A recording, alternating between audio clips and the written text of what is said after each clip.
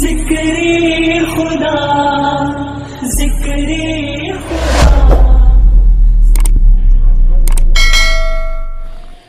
بسم اللہ الرحمن الرحیم۔ محترم سامعین حضرات، السلام علیکم ورحمۃ اللہ وبرکاتہ۔ امید کرتا ہوں کہ آپ سبھی حضرات خیر و عافیت سے ہوں گے۔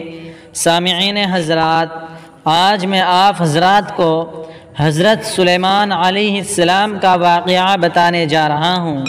حضرت سلیمان علیہ السلام حضرت داؤد علیہ السلام کے بیٹے ہیں۔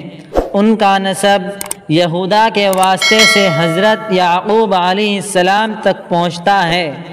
قرآن کریم میں 16 جگہ ان کا ذکر آیا ہے اور ان پر اللہ تعالیٰ کی جانب سے عطا کردہ انعامات اور فضل و کرم کا تذکرہ کیا گیا ہے۔ اللہ تعالیٰ نے حضرت سلیمان علیہ السلام کو فطری طور پر ذہانت اور فیصلہ کرنے کی قوت و صلاحیت عطا فرمائی تھی۔ اسی وجہ سے حضرت داؤد علیہ السلام نے ان کو کم عمر ہونے کے باوجود حکومت کے بہت سارے کام سپرد کر دیے تھے اور خاص طور پر مقدمات کے فیصلوں میں ان سے مشورہ کرتے تھے۔